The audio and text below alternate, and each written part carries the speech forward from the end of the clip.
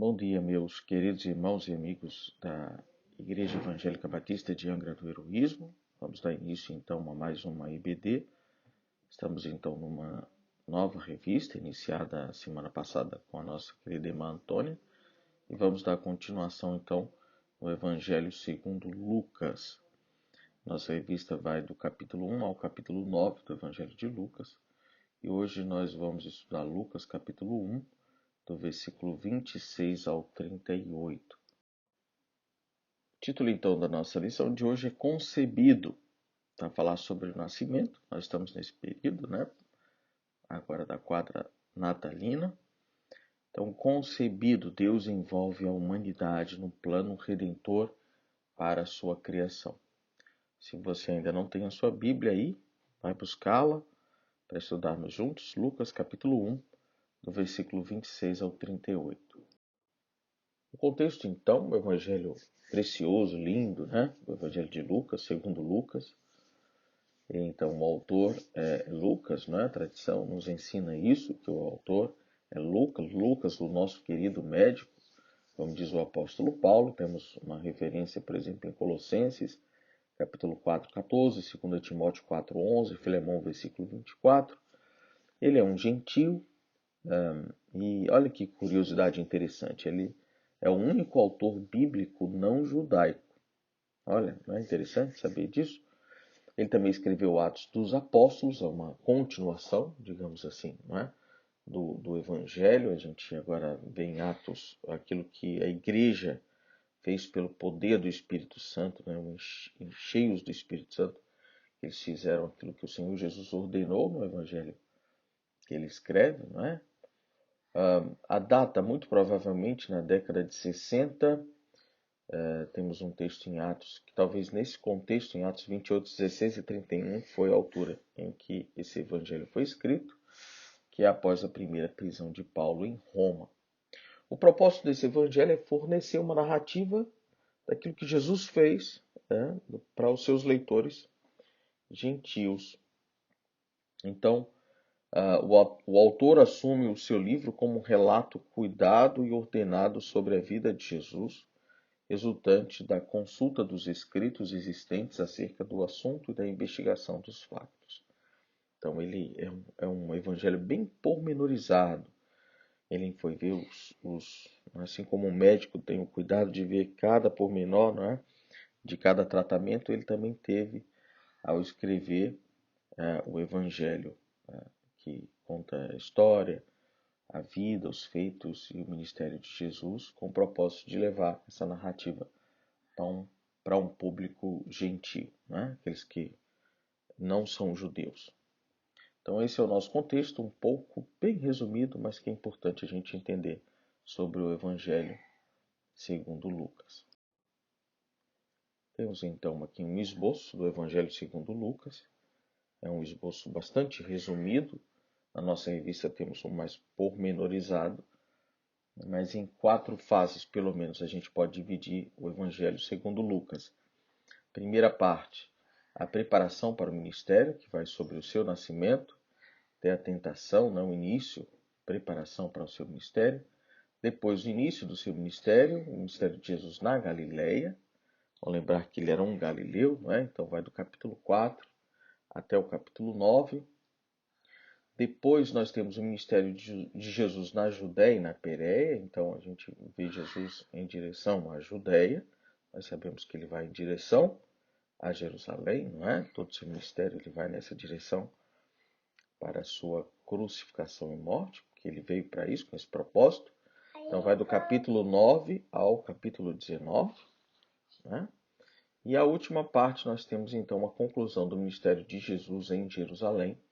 São os momentos finais do capítulo 19 ao capítulo 24. Esse é um breve esboço do Evangelho segundo Lucas, mas é importante ver essa característica geográfica, o movimento que ele faz ao sair da Galileia em direção à Judéia, em direção a Jerusalém, para cumprir o seu propósito, que era morrer em nosso lugar, assumir o nosso lugar e oferecer a sua vida para nós, confirmada através da da maneira como ele vence a morte através da ressurreição. Vamos então ao texto bíblico propriamente dito, né? Nosso texto de hoje vai ser dividido em 4 blocos. Esse é o primeiro bloco, do versículo 26 ao 29. Diz assim: E no 6º mês foi o anjo Gabriel enviado por Deus a uma cidade da Galileia chamada Nazaré, a uma virgem desposada com um varão, cujo nome era José, da casa de Davi. E o nome da virgem era Maria. E entrando o anjo aonde ela estava, disse: Salve, agraciada, o Senhor é contigo, bendita és tu entre as mulheres. E vendo ela, turbou-se muito com aquelas palavras, e considerava que saudação seria esta. Então nós temos mais uma vez Gabriel, que é o mensageiro do Senhor, a aparecer a uma pessoa, não é? No início, logo no primeiro capítulo, Gabriel aparece primeiro no que diz respeito a João Batista, não é? Ao seu pai Zacarias, e agora ele aparece a Maria para falar sobre esse milagre que é o nascimento de Jesus. Então, se o nascimento de João Maria foi espetacular, porque a sua mãe já era avançada de idade, estéril, a gente vê um milagre maior aqui no nascimento de Jesus, no anúncio sobre o nascimento, não é? Porque ele seria gerado de uma mulher virgem, não é? De uma jovem virgem Maria, né? O texto fala isso mais de uma vez. A gente vê no início do versículo 27, há uma virgem desposada com um varão, e o nome da virgem era Maria. Então a gente tem algumas características de Maria. Ela era dessa cidade de Nazaré, não é? Uma cidadezinha pequena, não tinha assim uma grande reputação, né? E ela era desposada, ou seja, ela era noiva, ela já tinha um compromisso assumido para o casamento com um jovem chamado José, e ela era da casa de Davi. Ela por meio de José, não é? Jesus viria a ser da linhagem de Davi, para mostrar o cumprimento messiânico, tanto em relação à virgem, como nós estudamos lá no profeta Isaías, e também o Messias, segundo as Escrituras, ele é a aliança de que Deus faria do Messias um reino, né? Um rei da casa de Davi, da descendência de Davi, uma aliança de um reino eterno. Então, tudo isso apontar, a mostrar, a explicar. Lucas quer nos mostrar como tudo que desde o início foi anunciado através do anjo mostrava, apontava para Jesus Cristo, né? Jesus o Cristo, Jesus o ungido, escolhido, o Messias. O segundo bloco, então, dessa nossa narrativa de hoje está no capítulo 1, do versículo 30 ao 33. Está escrito assim: Disse-lhe então o anjo: Maria, não temas, porque achaste graça diante de Deus. E eis que em teu ventre conceberás e darás à luz um filho, e por-lhe-ás o nome de Jesus. Este será grande e será chamado Filho do Altíssimo. E o Senhor Deus lhe dará o trono de Davi, seu pai, e reinará eternamente na casa de Jacó, e o seu reino não terá fim. Então, mais uma vez, diante do espanto de Maria, é interessante como as pessoas, quando tinham um encontro com um anjo, logo tinham medo, né? Se espantavam diante de uma figura celestial.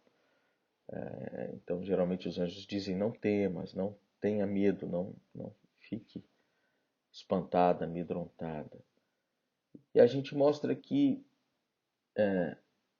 a, a escolha de Maria é uma escolha graciosa de Deus, né? Porque achaste graça diante de Deus, agraciada. O Senhor olhou para ela com um olhar de graça, de misericórdia. Então, obviamente que não foi pelos méritos de Maria. Agora, Maria é alguém que é um exemplo para nós, não é? A gente, às vezes, para fugir da idolatria que se faz a Maria, muitas vezes, no nosso contexto católico romano, em que ela é apresentada como senhora, e a gente não vê isso em momento nenhum nas Escrituras, Aí, às vezes, a gente vai para o outro extremo, que é rejeitar ou ter alguma visão distorcida, até desrespeitosa, muitas vezes, da figura de Maria. Isso também é o outro contrário que deve ser evitado, né? Maria é um exemplo para todos nós, de alguém que se submeteu a Deus, de alguém que foi fiel, né? Porque a sua vida estava em perigo, corria perigo, né? Porque aqueles que fossem apanhados em adultério seriam apedrejados, seriam mortos. E ela pôs a sua vida em risco porque ela acreditou naquela mensagem da parte do Senhor, né? Então é bom a gente lembrar disso e ver Maria como um exemplo, como um modelo, como alguém que submeteu à vontade do Senhor. Então o anjo diz para ela, em teu ventre, né? Eis que em teu ventre conceberás e darás à luz um filho e por-lhe-ás o nome de Jesus. Então Jesus, uma outra maneira de escrever Jesus é Josué no hebraico. O Senhor, Yahvé, não é? Deus é a salvação. Então Jesus é a nossa salvação. Jesus é o nosso Salvador.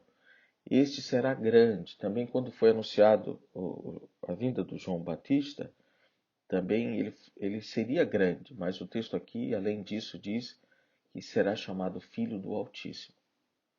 Então, mostra mais uma vez Jesus como Filho de Deus. Ele será chamado Filho do Altíssimo. E o Senhor Deus lhe dará o trono de Davi, seu pai, a mostrar também, a apontar para Jesus como o Messias esperado e prometido. Porque o Messias sairia do trono de Davi. E no versículo 33 diz, e reinará eternamente na casa de Jacó. Casa de Jacó está a falar de Israel, está a falar do povo da aliança. Hoje nós, como igreja, também fazemos parte do povo da aliança. Então o Senhor reina e reinará sobre o seu povo eternamente. No terceiro bloco, então, nós temos do versículo 34 ao 37 do capítulo 1 de Lucas, e está escrito assim, e disse Maria ao anjo, como se fará isto, visto que não conheço o varão? E respondendo o anjo, disse-lhe, descerá sobre ti o Espírito Santo, e a virtude do Altíssimo te cobrirá com a sua sombra, pelo que também o santo que de ti há de nascer será chamado Filho de Deus. E eis que também Isabel, tua prima, concebeu um filho na sua velhice. E é este o 6º mês para aquela que era chamada estéril, porque para Deus nada é impossível. Então nós temos aqui mais uma vez uma resposta do anjo e há uma indagação de Maria. Mas a dúvida de Maria não é uma dúvida de incredulidade, né? Contrário da dúvida, como nós falamos no último culto, né? Contrário da dúvida de Zacarias, né? Que queria ter convicções, queria ter certeza, ele tinha um coração incrédulo. Maria tem uma dúvida, mas ela quer saber o processo, ela acredita, ela só queria compreender como o processo aconteceria. Então o anjo vai explicar para ela. E temos algumas analogias, né? O Espírito Santo e a virtude do Altíssimo te cobrirá com a sua sombra. Temos essa analogia na criação, quando o Espírito, né, cobria as águas. A gente tem essa analogia quando o Espírito Santo cobria o templo, né, e a presença do Senhor se enchia, sua glória se manifestava. A gente vê isso em Atos também, quando a igreja tem um enchimento ali do Espírito Santo para o início do seu ministério. Então, dessa maneira milagrosa também, o Espírito Santo veio sobre Maria. E Jesus é chamado Santo, né?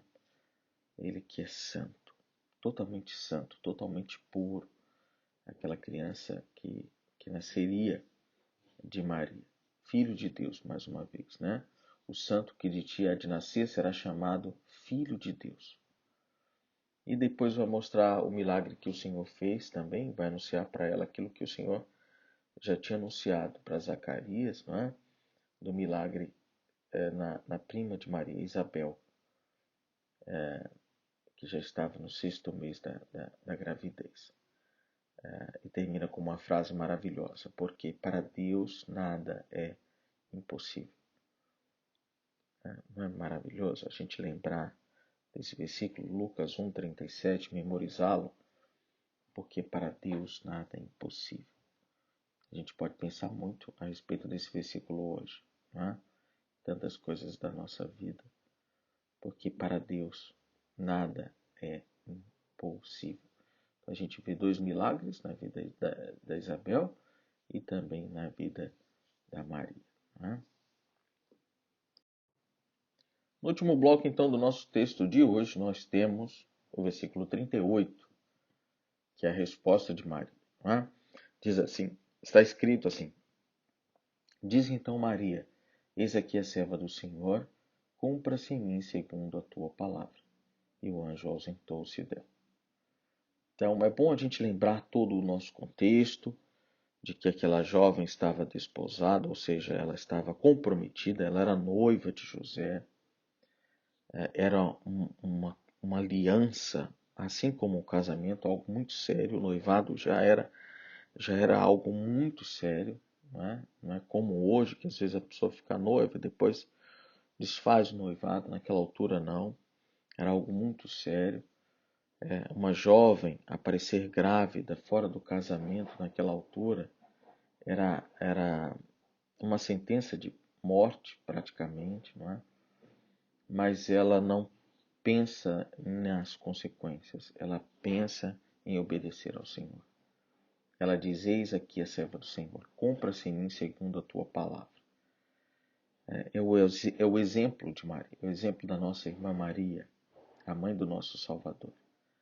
E deve ser o nosso exemplo, irmãos. Que essa seja a nossa oração. Agora, pensar no ano que vai se iniciar, daqui a alguns dias, que essa seja a nossa oração.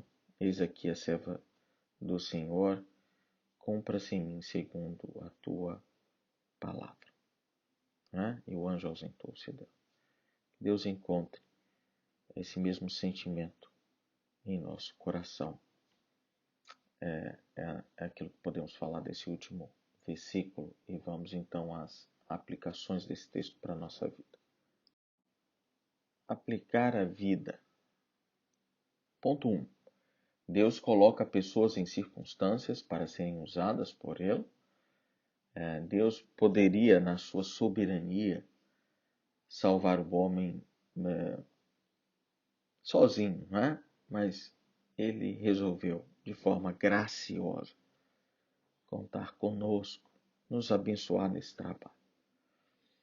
Ponto 2. Jesus é o Messias prometido que reinará eternamente. Então, toda essa parte dessa narrativa aponta para Jesus como Filho de Deus, como um Messias prometido que reina em nosso coração, que reina no coração do seu povo e reinará eternamente. O poder de Deus é visto no seu plano redentor. Para Deus, lembra do versículo? Para Deus, porque para Deus nada é impossível. Então, o poder de Deus é visto no seu plano redentor. E, por fim, os crentes devem submeter-se humildemente aos propósitos de Deus, assim como Maria fez no versículo 38. Que a nossa oração, que a nossa vida seja essa. Se entregar, nos submetermos, nos rendermos, obedecermos voluntariamente ao nosso Deus com um coração grato, confiante, cheio de amor. São essas as aplicações da EBD de hoje. Que Deus abençoe a sua vida, que essa palavra encontre um lugar no meu e no seu coração. Que Deus te abençoe. Em nome de Jesus.